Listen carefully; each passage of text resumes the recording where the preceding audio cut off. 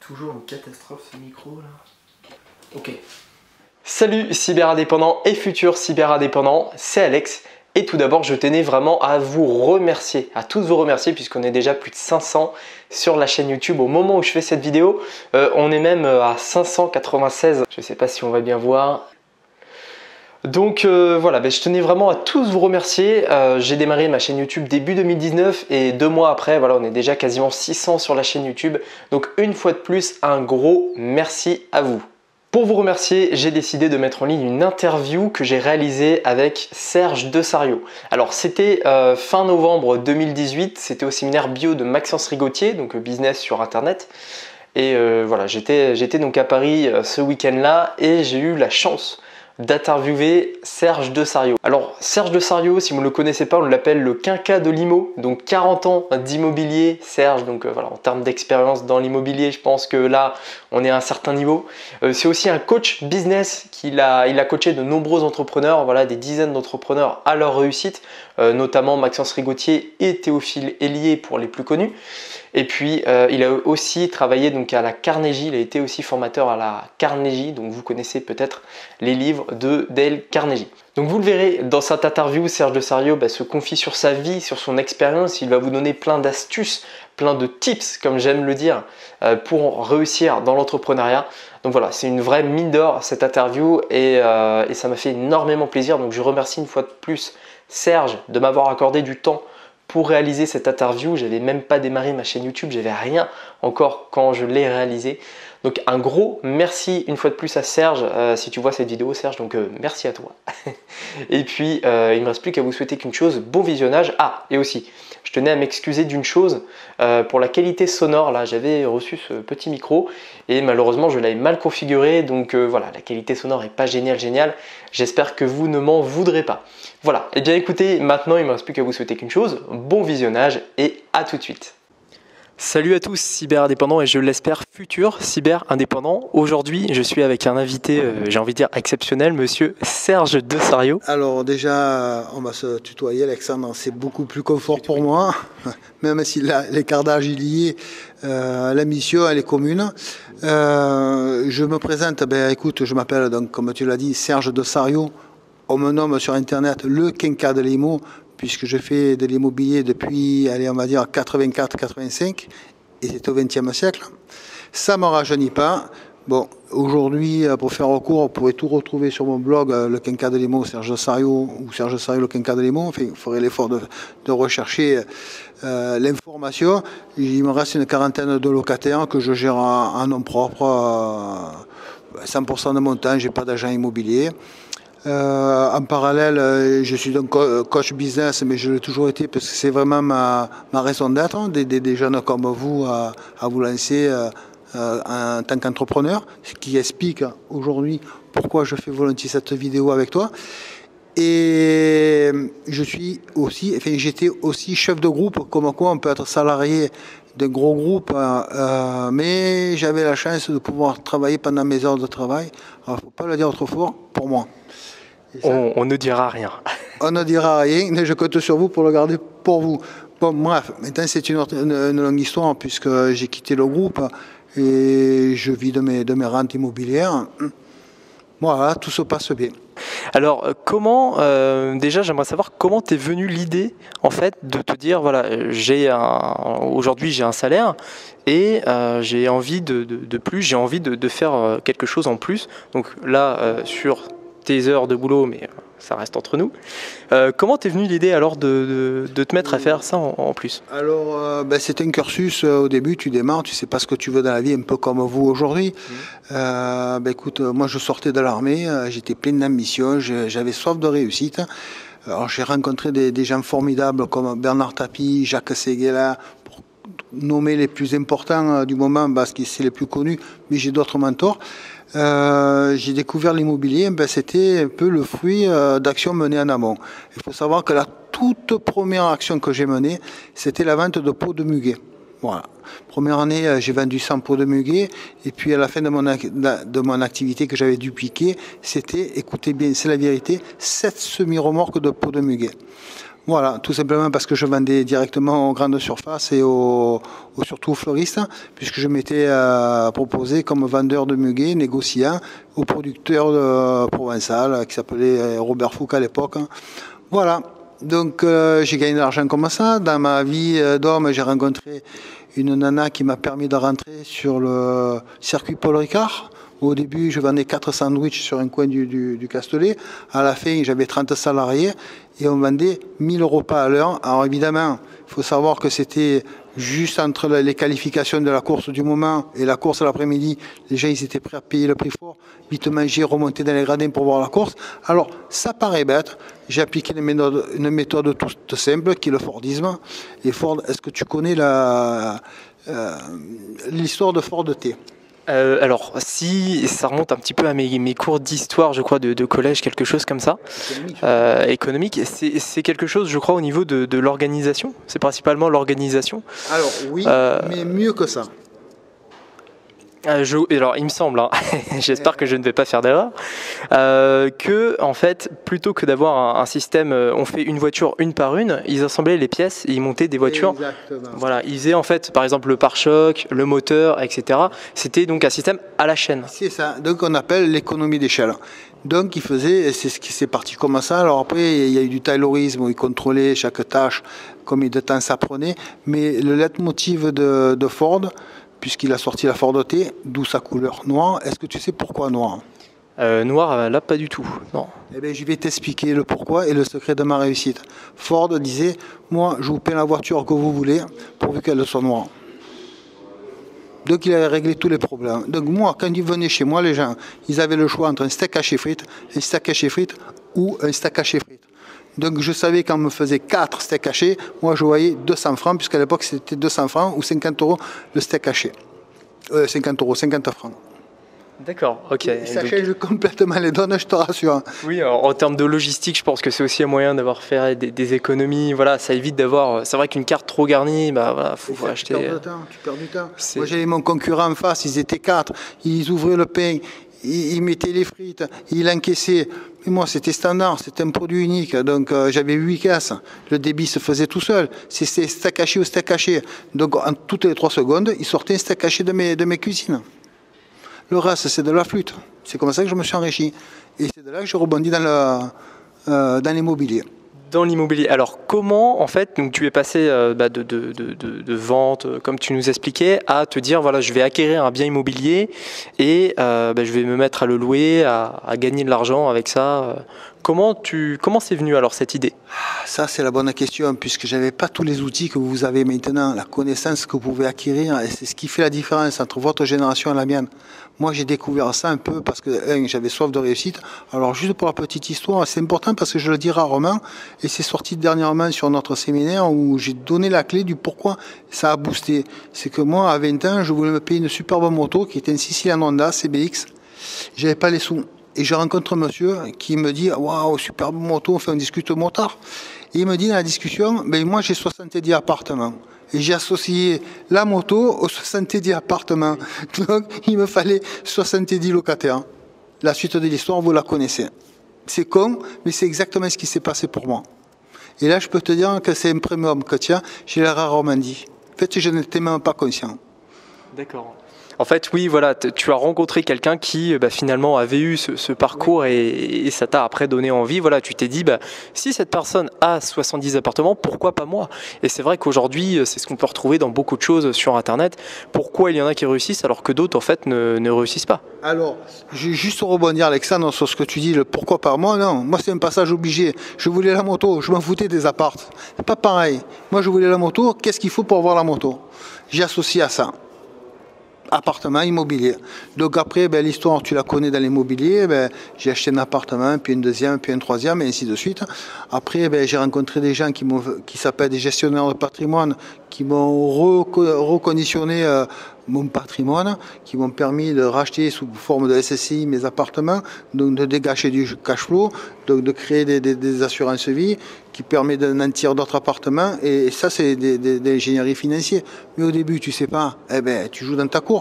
Quand tu commences à sortir de ta zone de confort, il m'a fallu 2 ans pour comprendre ce que je viens de te dire en 2 secondes. 2 ans. comprenais pas. Moi. Je pense que c'est un très bon conseil que vous pouvez garder parce que voilà, si Serge a mis 2 ans, voilà, là vous l'avez eu tout de suite, donc déjà c'est très important. Je bloquais, je comprenais pas qu'il fallait que je rachète mes biens immobiliers et repayer une deuxième fois le notaire. Je voyais pas que je récupérais du cash. C'est con, mais c'est la vérité. Pour réussir, je rejoins donc ton histoire. Tu as rencontré donc quelqu'un qui détenait plusieurs biens immobiliers et c'est ce qui t'a donné envie, voilà, de te mettre non pas pour les biens comme tu expliquais tout à l'heure, mais justement pour le fait d'acquérir quelque chose. J'aimerais te poser une question, je pense qui va concerner beaucoup de personnes qui veulent eux aussi peut-être s'acheter la même auto que toi ou tout simplement atteindre leur indépendance financière.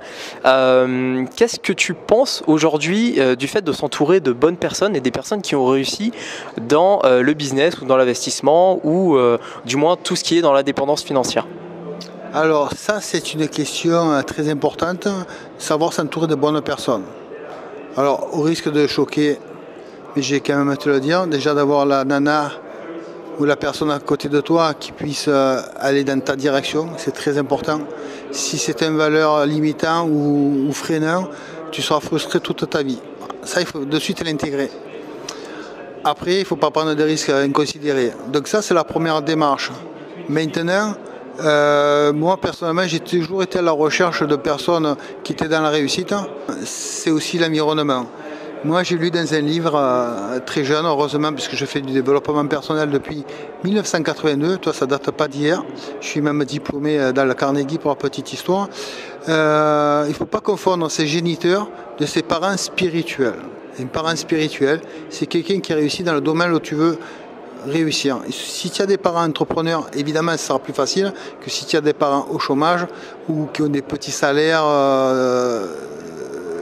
d'employés. Évidemment, ils ont la crainte, ils n'ont pas eu l'opportunité ou l'envie. Et ça, c'est pas un facteur freinant. Ensuite, il ne faut pas faire n'importe quoi. Comme je t'ai dit, il faut calculer son risque. Mais essayer de se rapprocher des gens qui peuvent t'apporter des solutions. Dans tous les cas, il faut que tu passes à l'action. Donc d'avoir une femme à côté qui comprenne tes soucis, qui soit là à t'accompagner dans les doutes. Parce que j'ai eu des moments difficiles. Malheureusement, je ne peux pas en parler sur Internet. Mais tu es content d'être rassuré quand tu as la femme à côté de toi qui te dit Serge, tu as fait pour le mieux. Qu'est-ce que tu penses maintenant du quelque chose qui, pour moi, est fondamental, mais je pense que tout le monde ne le sait pas, de l'importance du développement personnel? Ça, c'est mon cœur de... C'est mon cœur, c'est la cible de toute une vie, le développement personnel. D'ailleurs, je ne comprends pas qu'on ne l'applique pas à l'école depuis le plus jeune âge. Moi, personnellement, j'ai découvert, donc, je te l'ai dit sur nos précédentes vidéos, en juin 82, donc je voulais démarrer dans la vie. On ne connaissait pas tout ce que vous connaissez aujourd'hui. Il fallait que je passe à l'action. Donc je suis allé voir la personne la plus importante à 22 ans, qui était le représentant du magasin de ma mère, Papetière. Mais c'était le plus gros chiffre d'affaires, c'est à lui qu'on le faisait. Donc pour moi, c'est le plus important, 22 ans, tu vois, hyper naïf. Serge, fais dans la Carnegie, on en reparlera. C'est parti comme ça. Je me suis payé une formation, alors ramenée en euros d'aujourd'hui, qui aurait une valeur de, je pense, 10-15 000 euros. Quand même. Donc il fallait que j'investisse du temps. Donc ça a une formation, alors prise de parole en public, comment se faire des amis, enfin, ce que vous connaissez, que vous pouvez avoir gratuitement sur Internet. En plus, ce que je veux dire par là, c'est que ce pays des formations, moi j'étais prêt à tout pour avancer. Donc 15 000 euros, qui représentent 100 000 francs de l'époque, c'est beaucoup d'argent. Mais ça m'a beaucoup apporté. Donc si on fait le schéma 82-2018, la somme que ça m'a apporté, j'ai beaucoup de biens immobiliers, donc je gagne plus que bien ma vie. J'ai toujours resté salarié puisque j'arrivais à gérer les deux sans problème. Mais la clé du développement personnel, je le retrouve encore aujourd'hui puisque j'ai des gros soucis familiaux de santé. Alors c'est pas moi, c'est Fabienne. Et si tu n'as pas ça, je sais pas où on serait aujourd'hui. Donc comme tu le disais, voilà, aujourd'hui le développement personnel, alors moi je partage complètement ton avis sur le fait que c'est pas enseigné à l'école et c'est quand même dommage parce que je trouve que c'est quelque chose qui doit aujourd'hui être plus mis en avant. Toujours être dans l'essentiel, de te recadrer, d'avoir le bon mindset, de se dire ok, quel est mon objectif du jour? Est-ce que je suis dans les rails? Voilà. Après, c'est inné, c'est acquis. Je l'entends souvent, pas plus tard que sur le séminaire sur lequel on se rencontre aujourd'hui. Faire des choix, de clarifier. Est-ce que j'ai fait le bon choix? Est-ce que je suis dans la bonne dynamique? De booster pour faire tes vidéos. Voilà. Le développement personnel, c'est entre autres ce genre d'action, ça se passe dans ta tête. D'être entouré de bonnes personnes, de t'oxygéner, te dire ok, tiens, je rencontre des gens. Aujourd'hui, je suis un porteur de bonheur, un porteur d'exemple. J'essaie d'être exemplaire, c'est pas facile tous les jours, mais je sais la responsabilité des gens qui t'écoutent, des gens qui m'écoutent, parce que ça peut, au travers d'une phrase, d'un mot, changer leur vie. Et ça, je sais la responsabilité que j'ai là, à l'instant. Très bien, je suis d'accord, hein, je suis d'accord par rapport à ce que tu dis sur le développement personnel, c'est quelque chose de très intéressant. Est-ce que tu peux nous parler un petit peu plus de comment tu as fait pour être auprès de Carnegie? Explique-moi. Carnegie, j'ai payé ma formation, comme aujourd'hui tu vois d'autres formations, donc je me suis payé la formation dans le Carnegie, mais par accident, je ne savais pas. On m'a dit, moi le gars il avait réussi, je voulais réussir, pour moi sa réussite c'est dans le Carnegie. J'ai fait dans le Carnegie, quand j'ai voulu la moto, le gars il a dit c'est 70 appartements, il faut faire de l'immobilier. Moi j'ai pas fait dans le compliqué, le résultat il est là, qu'est-ce que tu as fait pour avoir ça? Voilà, c'est aussi simple que ça. Et après en face j'ai mis les moyens, physique, mental, financier. Je voulais réussir, point barre. Après vous mettez le mot que vous voulez. La réussite c'est d'avoir une femme magnifique, je l'ai.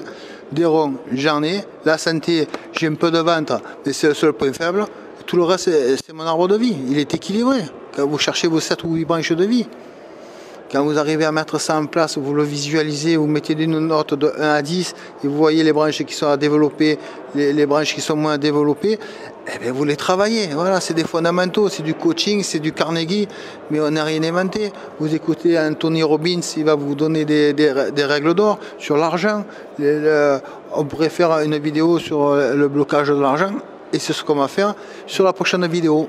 Donc pour résumer, moi ce que je pourrais vous dire par rapport à ce que Serge vient de dire, c'est que si vous avez un objectif, que ce soit voilà, votre indépendance financière ou vous achetez quelque chose qui vous fait plaisir ou quoi, si vous avez envie de l'avoir, en fait, passez à l'action, formez-vous et dites-vous tout simplement que si quelqu'un l'a eu, pourquoi pas vous? Voilà, je pense que c'est aussi important de se mettre ça en tête.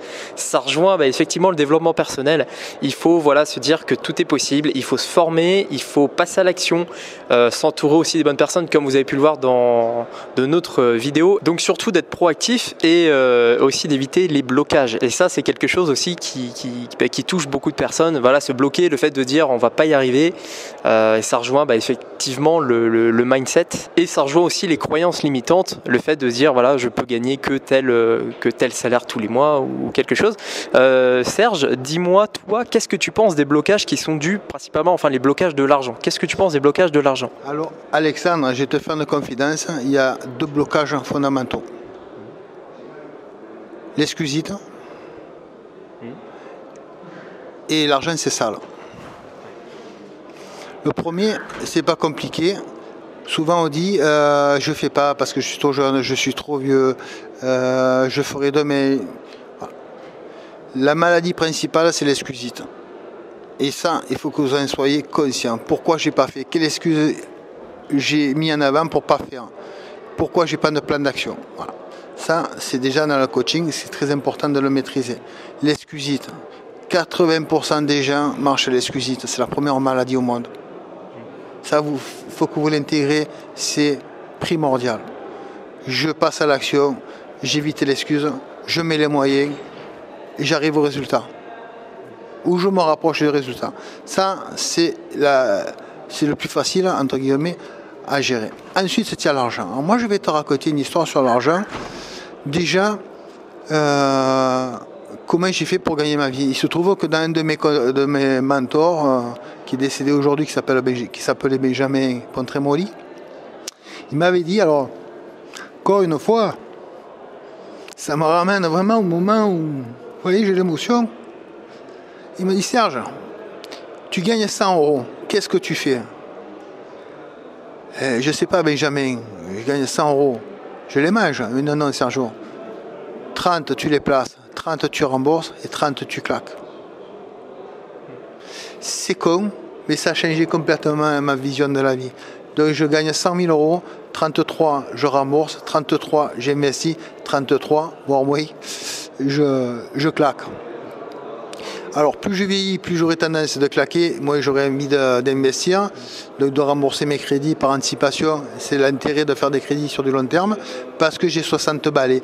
Voilà. Ça, c'est un des blocages que j'ai de suite éliminé dans ma jeunesse. Comment m'organiser dans l'argent. Et le deuxième blocage, c'était donc les soucis que j'ai rencontrés avec ma femme, de te retrouver à l'hôpital, de ne pas regarder la dépense, d'acheter un sandwich, c'est comme un sandwich, c'est 4 euros quand tu es accompagnant.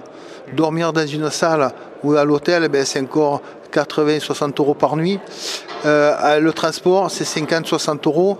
Et si tu n'as pas d'euros, tu te dis, mais comment les gens ils font pour accompagner dans la douleur l'être aimé? Rien que ça vous autorise à gagner de l'argent. Après, tu as beaucoup d'argent, tu veux faire profiter autour de toi. Alors dans l'argent, il y a deux choses. Tu as le temps que tu consacres, c'est ce qu'on fait en ce moment, ça a une valeur. Et le temps qu'on ne consacre pas en temps, mais en argent. C'est une autre valeur. Donc, moi, je sais que je fais de la distribution entre guillemets d'argent, j'accompagne les gens, je n'augmente pas les loyers pour que les gens y vivent bien, dans la mesure où ils m'entretiennent le bien immobilier, et je vous l'ai montré sur d'autres textos. Voilà, et c'est ma raison d'être aujourd'hui. Donc l'argent, si tu n'en as pas à 60 ans, pour moi, je dis carrément, tu as raté ta vie. Après, il ne s'agit pas d'avoir des millions, il s'agit d'avoir de quoi aider ta femme dans le mal, lui offrir une belle voiture. Je sais pas, là je lui ai acheté un frigo américain. Alors j'ai négocié le frigo américain de 2005. On est tombé à 1535 euros exactement livré, parce qu'il ne faut pas être idiot non plus. Ça sert à ça l'argent. Voilà. Le frigo américain il tombe en panne, on va en acheter 15 jours après, 3 jours après on avait le frigo américain. C'est lui payer le dernier psy, elle me tient, c'est 60 euros la séance, il veut me voir toutes les semaines, mais Fabien, elle tient un cancer dans la bouche. Tu crois que je vais regarder 60 euros par semaine, hein? On fera le point en fin d'année. En fin d'année, tu en as besoin, parce que tu as morflé et que je ne peux pas regarder 60 euros. C'est pas possible. Donc pour revenir sur ça, alors je suis tout à fait d'accord avec toi Serge par rapport à l'argent. En fait, je pense que malheureusement, on a très souvent une mauvaise image de l'argent. C'est vu comme de l'argent sale, le fait d'en gagner beaucoup, voilà, c'est pas forcément bon. C'est une responsabilité de gagner de l'argent. Aussi. C'est une responsabilité en tant que chef d'entreprise. Parce que des fois, je regarde sur YouTube des gens qui ont des fins de mois difficiles. Tu vois quelqu'un qui a une fin de mois difficile, la première chose qu'elle fait, c'est acheter un paquet de clopes. 10 euros de clopes par jour, moi je ne fume pas. Alors je vais te dire, j'ai eu la chance de perdre mon père à 55 ans pour lui, parce que j'en ai 60. Je l'ai vu crever 3 ans sur un lit d'hôpital. Je peux te dire que la cigarette et l'alcool, et moi ça fait 2. Mais si on devait mettre bout à bout 10 euros de cigarettes par jour, sur une année, c'est 3 650 euros, fois 10 ans, c'est 36 000 euros. C'est le prix d'un appartement, tout au moins un bouquet. J'ai économisé en santé. Donc quand tu vois les gens qui ne se bougent pas le cœur, je ne dis pas que c'est facile. Mais qu'est-ce qui fait que tu as fait en plus aujourd'hui pour gagner 10 euros? J'aurais pu me payer le frigo américain 2500. Mais mentalement, il fallait que je négocie. Et en fait, à un moment donné, le gars il m'avait fait un prix, et puis il fallait lui poser la question qui tue, où j'ai encore gratté en 2 minutes 15 euros. Pour répondre à ta question, à l'époque je disais que je gagnais 15 euros de l'heure, là je les ai gagnés en 10 minutes. Donc oui, enfin de toute façon, par rapport au point de l'argent, pour revenir sur ce qu'on disait, voilà, je pense qu'il faut aussi changer un petit peu sa vision de l'argent, voir ça plus comme un outil, que ce soit pour se faire plaisir, que ce soit pour faire plaisir à d'autres aussi, à sa famille, à ses amis. Se faire plaisir, c'est très important. Vivre aussi ses rêves, parce que on peut rêver d'une vie, mais faut aussi, enfin, on peut se donner les moyens pour rêver une vie meilleure. Quand tu gagnes de l'argent, tu peux te payer des super formations. Alors, la problématique, c'est de trouver la super formation parce qu'il y a des gens qui sont capables de te prendre 4 000 € pour te dire ce que je peux t'expliquer en 10 minutes. Bon, ça, c'est vraiment du marketing et c'est un peu choquant. Bon, après, à vous à faire la part des choses, mais se dire, OK, je peux le faire, je le fais ou pas, ça, c'est une liberté, c'est le premier capital. Savoir de décider quand je le fais et avec qui je le fais. Comme je disais tout à l'heure et comme Serge l'a très bien dit, l'argent, voilà, c'est un outil, ça peut servir pour vous faire plaisir, pour accompagner quelqu'un dans la difficulté, et ça, voilà, c'est ton histoire, et je pense que ça t'a aussi quand même aidé d'avoir ça. Conscience. Oui. Tu te dis, putain, le parking, il faut le payer, c'est 12 €, il faut rester 2 jours, tu n'as pas de bus à prendre. Tu amènes ta femme, il faut manger, il faut boire un café, ben, c'est 2 €. Tu bois des cafés dans un hôpital. Voilà, si tu n'as pas de sous, ben, tu ne sais pas les gens comme ils font. Alors peut-être qu'ils sont formatés à se priver de tout, mais je peux te dire que c'est un confort de vie. On pourra te dire, je fais ça, d'acheter des bonbons à tous les gens de l'étage. Alors quand je dis les gens, c'est tout le staff de chaque étage des gens qui se sont occupés de Fabienne. Et c'était pas 1 ou 2 bonbons, c'était 1 kilo par personne. Il y en a des médecins à l'étage. Voilà, les gens ils étaient surpris. Ou de leur mener des sacs de pain au chocolat le matin à 6 h parce que tu voulais arriver le premier pour voir ta femme dans l'état où elle est. Ben oui, ben, j'ai claqué 15 € d'achat de chocolat tous les matins. Il a fait, eh ben, on vous offre les bonbons, le contenant qui va bien. Ah, c'est petits détails, mais c'est 60 € vite fait, bien fait, 100 €, 200 €. Mais au final, voilà, c'est de l'argent qui Ça sert à faire plaisir. Ça a servi à faire plaisir. Et là, dans ce cas-là, voilà, ça fait plaisir à des gens. C'est pas de l'argent sale, de l'argent malsain. Voilà. Bien sûr qu'il y a des personnes qui utilisent aujourd'hui l'argent de manière sale, de manière pas appropriée.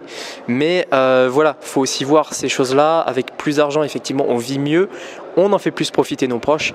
Et on peut gâter aussi les personnes autour de nous, vivre ses rêves et tout ce qui s'ensuit.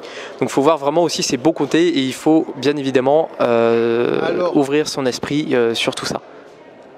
Alors pour répondre à ta question, et tu feras les montages qui vont bien. Oui. Donc je te disais, pour répondre à ta question sur les blocages de l'argent, je pense qu'il faut une connaissance de l'argent, connaître l'effet de levier.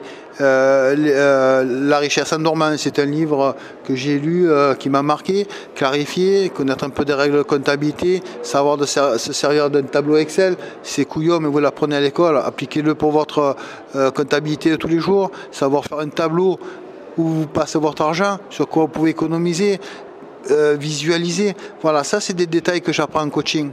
Et je m'aperçois que 80% des gens ne le font pas. Et déjà ta première économie, c'est gérer ton argent. Et la deuxième économie, c'est qu'est-ce que je vais faire aujourd'hui pour gagner 10 € de plus que je n'avais pas prévu. C'est 3 650 € potentiellement dans l'année. Et avec ça, vous pouvez payer des super formations. Pourquoi? Parce que ça vous ouvre d'autres horizons. Ça s'appelle l'effet exponentiel. Donc j'ai économisé 10 € sur une année, 3 600 €, je me paye une super formation à 3 000 € et j'en retire un bénéfice qui va me rapporter 30, 300, 3 millions d'euros. Voilà. Alors ça s'appelle l'effet exponentiel. Mais si au départ tu n'as pas mis en place la bonne stratégie, le bon mindset, eh bien, tu seras un bourrin toute ta vie, qui va ramer, qui sera mal dans sa peau, qui aura défilé avec les gilets jaunes. Ils n'ont rien compris ces gens-là. Voilà, la différence elle est là. Moi j'ai été embêté par le train pour venir de la gare à ici, pas chercher à comprendre. J'ai pris la première en moto, j'ai dit tu m'amènes donc au séminaire, 70 €. Je ne vais pas chercher à regarder la dépense. C'est aussi là peut-être la différence avec beaucoup de personnes.